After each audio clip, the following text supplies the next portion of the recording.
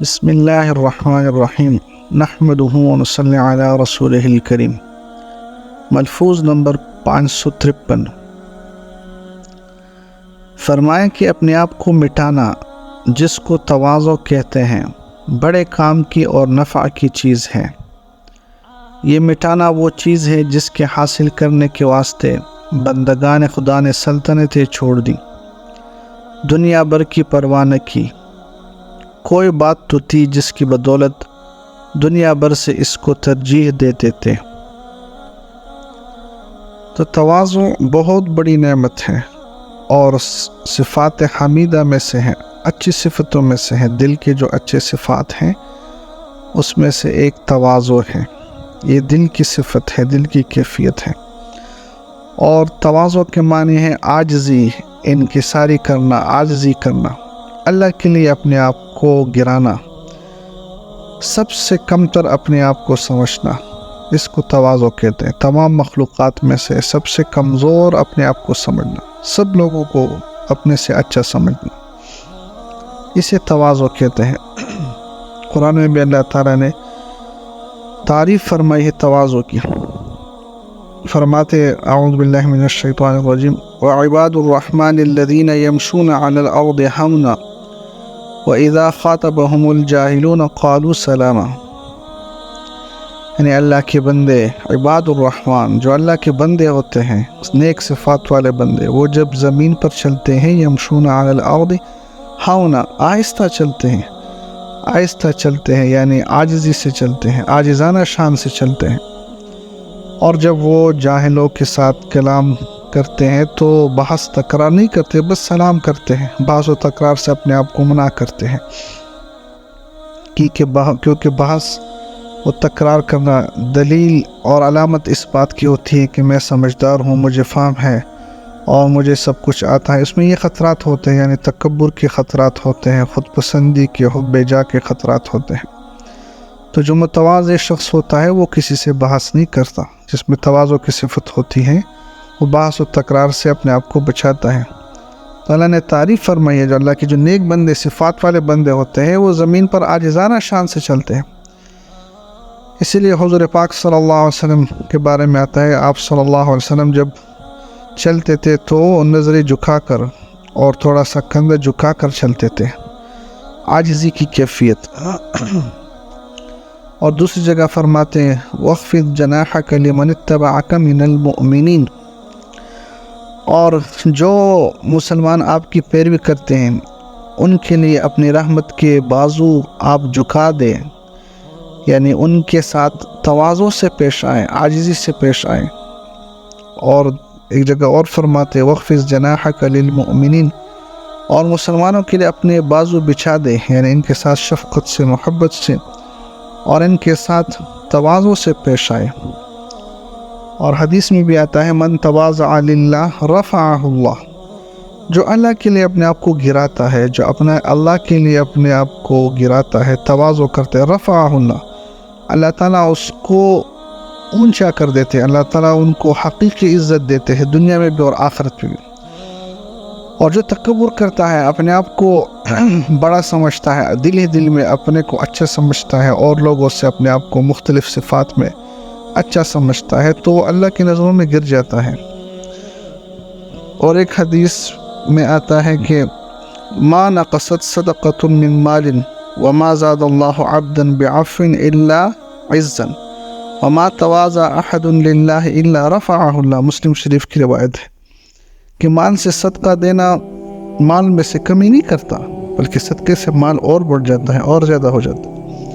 اور بندے کا معاف کرانا اور معذرت خواہ ہونے سے اللہ تعالیٰ اس کی عزت کو بڑھا دیتے ہیں، عزت اس کی اور بڑھ جاتی ہے۔ اور اللہ کی رضا اور خوشنودی کے لیے بندے کی تواضع انکساری سے اللہ اسے درجہ فضیلت میں بلند کر دیتے ہیں۔ جو اللہ کے لیے عاجزی کرتا ہے، اللہ تعالیٰ اس کو اونچا کر دیتے ہیں۔ من تواضع للہ رفعہ اللہ۔ حضرت جنید بغدادی رحمہ اللہ تعالیٰ، ان کے بارے میں واقعہ آتا ہے کہ ان کے زمانے میں ایک سید تھے اور ان کے بوڑھے شخص تھے، ایک سید تھے، بوڑھے شخص تھے۔ اور ان کے اولاد تھے اور یعنی بیٹیاں تھی، بچے تھے، اور کوئی کمانے والا نہیں تھا. یہ واحد ہی اپنے گھر کی کفالت کرنے والے تھے. ضعیف تھے، بوڑھے تھے. تو جو اس وقت کے بادشاہ تھے وہ کنجوس تھے، سخی نہیں تھے. تو ان کے پاس آمدن کا کوئی ذریعہ نہیں تھا. تنگی تھی، معاشی حالت، گھر کی حالت خراب تھی. مزدوری کر نہیں سکتے تھے، اور سید تھے، کسی سے زکوٰۃ وغیرہ بھی نہیں، کیونکہ سید کو زکوٰۃ نہیں دی جاتی، تو کسی سے کچھ مانگتے بھی نہیں تھے سید ہونے کی وجہ سے. تو ان کے دل میں ایک خیال آیا، ایک ترکیب انہوں نے سوچی. وہ یہ کہ بادشاہ کی مجلس میں حاضر ہوئے اور کہا کہ میں جنید سے مقابلہ کرنا چاہتا ہوں کشتی کا. جنید چونکہ شاہی پہلوان تھے، بہت طاقتور، اپنے زمانے کے مشہور طاقتور پہلوان تھے جنید، اور یہ بوڑھے کمزور سے. بادشاہ نے جب وہ سنا تو وہ بہت ہنسے کہ یہ بابا جی کا دماغ خراب ہوا ہے. اس نے پھر اصرار کیا. کئی دفعہ اصرار کرنے کے بعد بادشاہ نے کہا کہ چلو ٹھیک ہے، ویسے ذرا تماشا ہو جائے. تماشے کے لیے انہوں نے اجازت دے دی کہ ٹھیک ہے، تو جنید سے مقابلہ کرے گا، تیرا مقابلہ ہوگا. بہرحال دن مقرر ہوا، مقابلے کا وقت مقرر ہوا. اب سارے لوگ بھی بڑے حیران اور مقابلہ دیکھنے کے کہ جنید اتنے قوی پہلوان کا مقابلہ ایک کمزور بوڑھے سے ہو رہا ہے. چلے سب لوگ تماشا دیکھنے کے لیے آ گئے. جب مقابلہ شروع ہونے لگا تو یہ جو بوڑھے بابا جی تھے، اس نے جنید کے کان میں کہا کہ دیکھو جنید، کہاں میں اور کہاں تم، میں تمہارا مقابلہ کہاں کر سکتا ہوں. لیکن بات یہ ہے کہ یہ جو بادشاہ ہے یہ بہت کنجوس ہے. تو میں نے یہ تدبیر سوچی کہ چلو میں تم سے مقابلہ کرتا ہوں، تو میں تمہیں گرا دوں گا تو بادشاہ سلامت مجھے ڈھیر سارا انعام دے دیں گے. تو اللہ کے لیے اپنے آپ کو گرا دیا، اور میں سید ہوں. انہوں نے کہا کہ میں سید ہوں، میں مانگ نہیں سکتا، اور یہ بادشاہ اس کو میری فکر نہیں ہے. تو بس جب یہ سنا تو بس وہ مقابلہ شروع کیا. بس تھوڑے سے وہ بہانہ بازی سے، اور جنید نے اپنے آپ کو گرا دیا. تو بادشاہ وہ سب لوگ خوش ہوئے، اور بادشاہ سلامت نے اس سید کو بہت بڑا انعام دے دیا. پھر رات کو خواب میں حضور صلی اللہ علیہ وسلم کی زیارت ہوئی، اور آپ صلی اللہ علیہ وسلم نے پھر فرمایا کہ تو نے میرے لیے اپنے آپ کو گرا دیا، اللہ نے تجھے اونچا کر دیا. تو پہلوان تو شاہی بہت گزرے ہیں، اور ہزاروں کی تعداد میں پہلوان گزرے ہیں، لیکن اللہ تعالیٰ نے حضرت جنید بغدادی رحمۃ اللہ علیہ کو دنیاوی شرف بھی عطا فرما دے اور اخروی، دنیاوی عزت بھی عطا فرما دے اور اخروی بھی. تو تواضع بہت بڑی نعمت ہے اللہ تعالیٰ کی، بہت بڑی.